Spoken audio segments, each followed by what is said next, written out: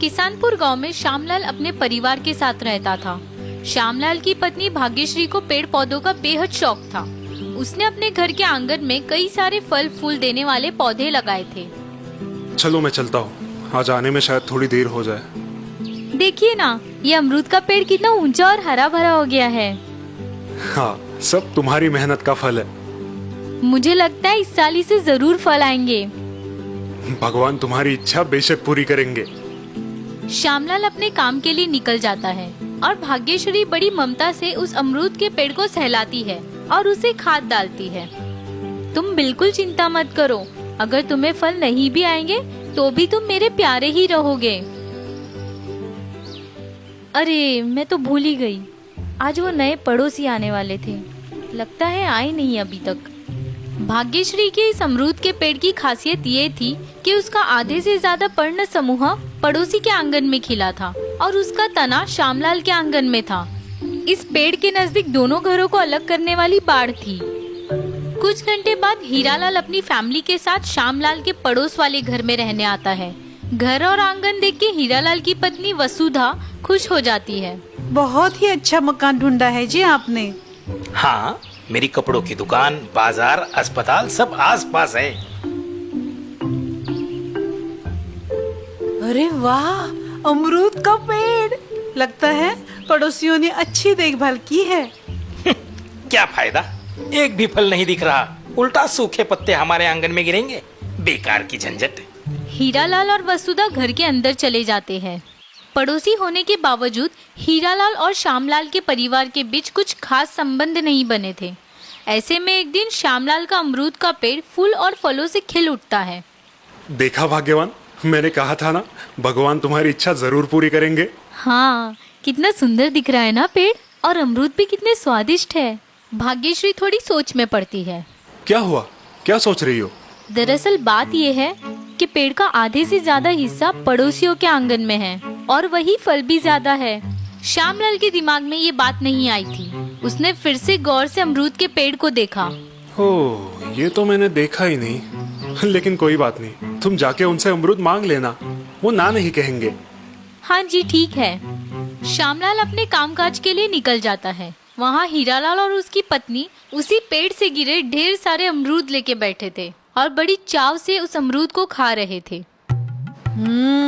वाह, क्या स्वाद है! आज से पहले मैंने इतने स्वादिष्ट अमरूद कभी नहीं खाए थे। सचमुच। मैं तो सोच रहा हूँ अपने कपड़ों की दुकान में इन्हें बेचने के लिए रखूं। हीरालाल की बात सुन के वसुधा खुश हो जाती है। कुछ क्षण बाद उसके मन में सवाल उठता है।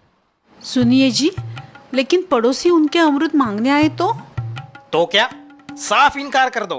हमारे आंगन में फल गिरे हैं, इसका मतलब वो हमारे हैं। ठीक है। हीरालाल और वसुधा अमरूद के बारे में बातें कर रहे थे। तभी भाग्यश्री वहाँ आती है। जी नमस्कार। जी कहिए। मैं आपके पड़ोस में रहती हूँ। ये अमरूद जो आप खा रहे हैं ना, वो हमारे पेड़ के हैं। हाँ पता है। तो श्यामलाल का बेरुखा जवाब सुन के भाग्यश्री को बुरा लगता है। जी वो दरअसल मैं ये कहने आई थी कि आपके आंगन में गिरे अमरूद आप हमें देंगे तो। भाग्यश्री की बात पूरी होने से पहले ही श्यामलाल उसे टोकता है। नहीं, हम बिल्कुल नहीं देंगे, क्योंकि फल जिसके आंगन में गिरते हैं वो उसी के होते हैं। भाग्यश्री बड़ी नम्रता से उन्हें कहती है, जी लेकिन पेड़ हमारा है, देखभाल भी हम ही करते हैं। उससे हमें कोई लेना देना नहीं, आप जा सकती हो। श्यामलाल कठोर स्वर में भाग्यश्री को उनके आंगन में गिरे अमरूद वापस लौटाने से इनकार करता है। भाग्यश्री दुखी होकर वहाँ से चली आती है। रात को श्यामलाल जब घर आता है, भाग्यश्री उसे हीरालाल के बेरुखे व्यवहार के बारे में बताती है। वो सुन के श्यामलाल को भी बुरा लगता है। इतने सालों बाद पड़ोस में कोई रहने के लिए आया, लेकिन शायद हमारे भाग्य में अच्छे पड़ोसी का सुख ही नहीं है। तो अब हम क्या करें? भाग्यश्री की बात सुन के श्यामलाल सोच में पड़ता है। मुझे लगता है हमें गांव के पंचायत से बात करनी चाहिए, वही सही फैसला कर सकते हैं। दूसरे ही दिन पंचायत के कुछ लोग वहाँ आते हैं। श्यामलाल, भाग्यश्री, हीरालाल और वसुधा भी वहाँ मौजूद है। हीरालाल जी, मैंने सारी कहानी श्यामलाल से सुनी है। हमें लगता है जिसका पेड़ है उसी के फल होने चाहिए। मुखिया की बात सुन के हीरालाल को गुस्सा आता है। नहीं, मुझे ये बिल्कुल मंजूर नहीं। हमारे आंगन में फल गिरे हैं मतलब ये भगवान की इच्छा है, हम उसे नाकबूल नहीं कर सकते। हीरालाल की सफाई सुन के सब अचरज से एक दूसरे को देखते हैं। लेकिन पेड़ श्यामलाल का है, देखभाल भी यही कर रहे हैं, तो फल आपके कैसे हुए? अरे वाह, ऐसे कैसे? पेड़ की जड़ें तो पानी हमारे आंगन से भी खींचती होगी ना, इसलिए फलों पर हमारा भी हक है। हीरालाल का जवाब सुन के सब हैरान हो जाते हैं और पंचायत के लोग विचार विमर्श करने लगते हैं। कुछ देर बाद मुखिया अपना फैसला सुनाते हैं। बहुत सोच विचार के बाद हम इस नतीजे पे आए हैं कि हीरालाल की बात बिल्कुल सही है। मुखिया की बात सुन के श्यामलाल और भाग्यश्री चौंक जाते हैं और हीरालाल वसुधा फूले नहीं समाते। लेकिन हमें ऐसा लगता है कि बारंबार होने वाले वाद विवादों से दोनों घरों की शांति भंग हो जाएगी और गांव का माहौल भी खराब हो जाएगा। सब लोग मुखिया की बात ध्यान से सुन रहे हैं। तो अब आपने क्या सोचा है मुखिया जी? हमें लगता है कि पेड़ पे दोनों परिवारों का समान अधिकार है। मुखिया की बात सुन के हीरालाल वसुधा को खुशी से ताली देता है। दोनों बहुत खुश हैं, लेकिन श्यामलाल और भाग्यश्री उदास हो जाते हैं। और इसीलिए अमरूद के पेड़ के 2 समान हिस्से किए जाए। मुखिया की बात सुन के श्यामलाल और भाग्यश्री को झटका लगता है, लेकिन हीरालाल अमरूद के पेड़ के पास जाके उसे खुशी से आलिंगन देता है। ये क्या कह रहे मुखिया जी? ऐसे तो पेड़ मर जाएगा। अरे कुछ नहीं मरेगा वरेगा, हमें भी अब उस पेड़ से लगाव हो गया है। हमें आपका फैसला मंजूर है मुखिया जी। पेड़ काटने की बात सुन के भाग्यश्री रोने लगती है। नहीं नहीं मुखिया जी, ये सारे पेड़ पौधे हमारी संतान जैसे हैं। हमें नहीं चाहिए अमरूद, लेकिन इस पेड़ का बंटवारा मत कीजिए। ये पूरा पेड़ उन्हें दे दीजिए। भाग्यश्री की बात सुन के पंचायत के लोग भावुक होते हैं। देखा हीरालाल, अगर तुम्हें सचमुच इस पेड़ से लगाव होता तो तुम इसे काटने के लिए कभी तैयार नहीं होते। और इसीलिए मेरा अंतिम निर्णय ये है कि तुम्हारे आंगन में गिरे सारे के सारे अमरूद तुम श्यामलाल को लौटा दोगे। मुखिया का फैसला सुन के श्यामलाल और भाग्यश्री खुश हो जाते हैं और उचित न्याय दिलवाने के लिए मुखिया को धन्यवाद देते हैं। धन्यवाद मुखिया जी, बहुत बहुत धन्यवाद। मुखिया का फैसला सुन के हीरालाल और वसुधा गुस्से से आग बबूला होते हैं और घर के अंदर चले जाते हैं। ये नाइंसाफी है। हमारे आंगन में अगर पेड़ का एक भी पत्ता गिरा तो मैं सब पर कोर्ट केस कर दूंगा, एक एक को देख लूंगा। धन्यवाद मुखिया जी। धन्यवाद की कोई आवश्यकता नहीं है श्यामलाल, ये आपका ही हक है। दुनिया का कोई भी कोर्ट यही फैसला सुनाता। पंचायत के लोग चले जाते हैं और श्यामलाल और भाग्यश्री अपने प्यारे पेड़ की तरफ देखते हैं। अमिता हाल ही में गौतम से शादी करके शहर में रहने आई थी। अमिता की सास इस शादी से ज्यादा खुश नहीं थी, क्योंकि उन्हें गौतम के लिए बहुत होशियार और सुंदर लड़की पसंद करनी थी। देखो तो कैसे गोल गोल लड्डू बना रही है। बस एक लड्डू टेढ़ा मेढ़ा बन जाए तो मैं इसकी अच्छी खबर लेती हूँ। अमिता को पता है कि उसकी सास उसे ऑब्जर्व कर रही है। मुझे पता है माँ जी आप क्या सोच रही है। क्या हुआ माँ जी, क्या आपको लड्डू टेस्ट करना है? सास अकड़कर मना करती है। ना बाबा ना, मेरे लिए शक्कर जहर समान है। शुगर की बीमारी है मुझे, तुम्हें पता है ना। दरअसल लड्डू की खुशबू से सास का मन ललचाया था, लेकिन उसे अमिता की तारीफ करना बिल्कुल पसंद नहीं था। मुझे जलाने के लिए ये बहू ने जानबूझ के बेसन के लड्डू बनाए हैं। आने दो गौतम को, फिर इसे अच्छा सबक सिखाती हूँ। तभी गौतम ऑफिस से लौटता है। सासू माँ उसे देखते ही झूठ मूठ कर रोने का नाटक करती है। देखा गौतम, तुम्हारी बीवी मुझे मारने पे तुली है। हे भगवान, ये कैसी बहू मेरे नसीब में आई है। अब मैं क्या करूं? गौतम कंफ्यूज हो जाता है और अमिता शॉक्ड। ये क्या कह रही है माँ जी आप? मैं आपको क्यों मारूंगी? ये देखो गौतम, घर में पकवान बन रहे हैं, जबकि इसे पता है मुझे शुगर की बीमारी है। जहर बना रही है मेरे लिए, जहर। सास फिर से झूठ मूठ कर रोने लगती है। अमिता, तुम्हें पता है ना माँ को डायबिटीज है, फिर तुम ये लड्डू क्यों बना रही हो? अमिता गौतम की सारी बातें शांति से सुन लेती है और एक कटोरी में उसे लड्डू टेस्ट करने देती है। जरा आप ये लड्डू चखिए प्लीज। अमिता की बात सुन के गौतम अचरज में पड़ता है और उसने दिया लड्डू टेस्ट करता है। बाप रे बाप, कितना कड़वा है ये। गौतम की रिएक्शन देख अमिता हंस पड़ती है। यही तो मैं कहना चाहती थी, ये लड्डू मैंने खास माँ जी के लिए बनाए हैं। अमिता की बात सुन के गौतम और सास कंफ्यूज हो जाते हैं। सास फिर से रोने का नाटक करती है। हे भगवान, देखा गौतम, मैंने कहा था ना, ये बहू मुझे मारना चाहती है। माँ जी मेरी बात तो सुनिए, इस लड्डू में मैंने सिर्फ मेथी पाउडर मिलाई है, शक्कर का एक दाना भी नहीं डाला है। मेथी पाउडर तो कड़वी होती है ना, माँ कैसे खाएगी? क्योंकि मेथी शुगर के मरीजों के लिए काफी फायदेमंद होती है। कल ही मैंने टीवी पर इसकी रेसिपी देखी थी, सोचा माँ जी के लिए थोड़े लड्डू बना दूं। अमिता की बात सुन के गौतम को अपने व्यवहार पर गुस्सा आता है और सास का मुंह उतर जाता है। ओह, आई एम सॉरी अमिता, तुम माँ का इतना ख्याल रखती हो और मैंने तुम्हें गलत शलत बोल दिया, मुझे माफ कर देना। अमिता मुस्कुराते हुए कहती है, जी कोई बात नहीं, लेकिन ये लड्डू माँ जी को कैसे खिलवाने हैं ये आप देख लीजिए। अमिता की बात सुन के सास का मुंह कड़वा हो जाता है। हाँ हाँ बिल्कुल, रोज सुबह ऑफिस निकलने से पहले मैं खुद माँ को लड्डू खिलाऊंगा। आज तो इसने मुझे मात दे दी, लेकिन मैं चुप नहीं बैठूंगी। तो इस प्रकार सास अमिता को नीचे दिखाने का एक भी मौका हाथ से नहीं जाने देती थी। दिन गुजर रहे थे। अमिता की लाख कोशिशों के बाद भी वो अपने सास के मन में जगह नहीं बना पाई थी। माँ जी, क्या मैं आपके पैर दबा दूं?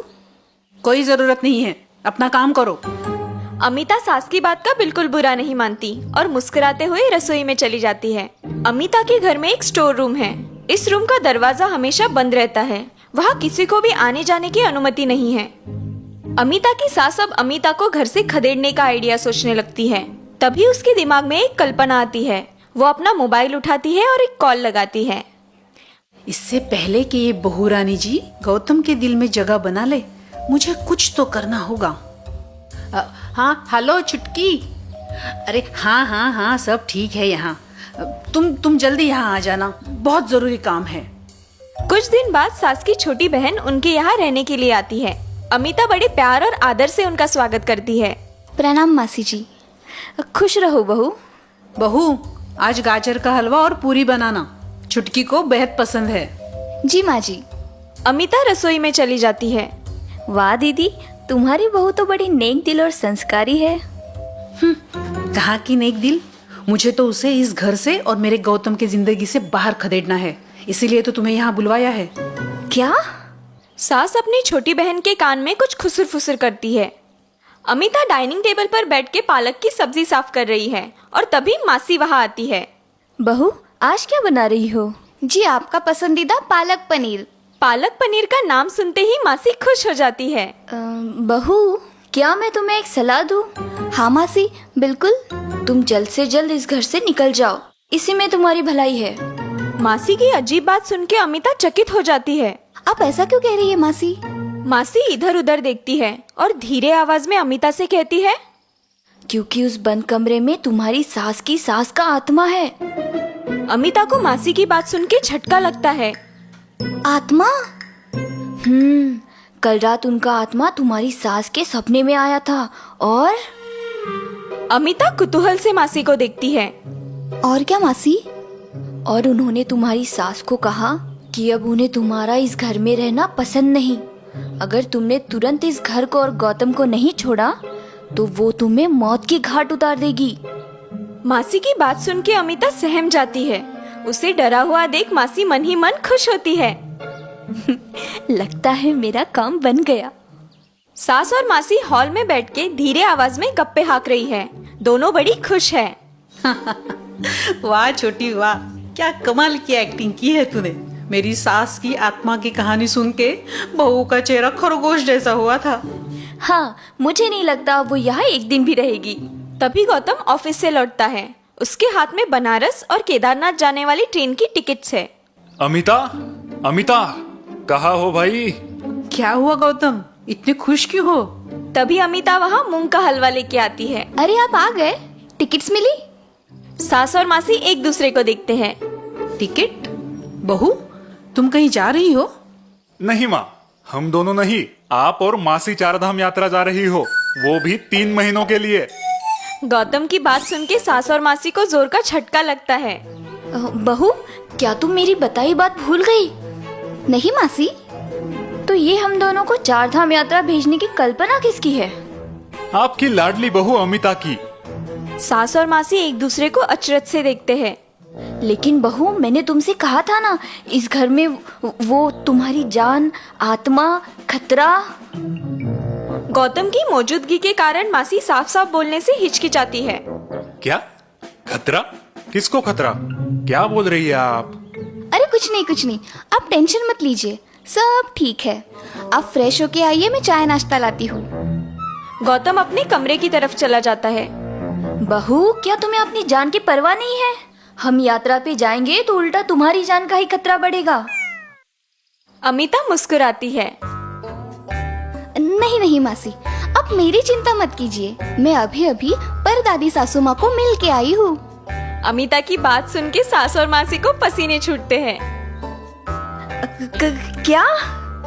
2 दिन पहले वो मेरे भी सपने में आई थी और मूंग के हलवे की मांग की थी। क्या 2 दिन पहले? जी माँ जी। सास और मासी एक दूसरे को आशंका से देखते हैं। जी माँ जी, और आज शाम जब मैं उन्हें हलवा देने गई थी तो उन्होंने आप दोनों को 4 धाम यात्रा भेजने की इच्छा जाहिर की। लेकिन फिर तुम्हारी सास को उन्होंने तुम्हें मौत के घाट उतारने की बात क्यों बताई? वो शायद मैंने मूंग का हलवा देने में उन्हें देर कर दी ना, इसीलिए कहा होगा। लेकिन आज हलवा देख के बड़े खुश हो गई। सास और मासी समझ जाते हैं कि उनकी तरकीब उन्हीं पे पलटी है। रात को सास और मासी यात्रा की तैयारी में जुट जाते हैं। दीदी, तुम्हारी बहू बहुत चालाक है। तुम खामखा उसे अनपढ़ गवार समझती हो। चेहरे की सुंदरता से दिमाग की अहमियत ज्यादा है। ये बात अब तुम स्वीकार कर ही लो। मासी की बात सुन के सास का चेहरा देखने लायक होता है।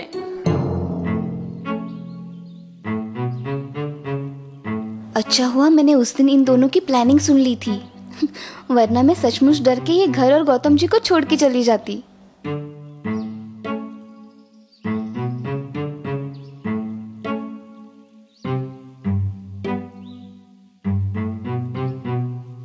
माँ जी, आपकी दवाइयाँ।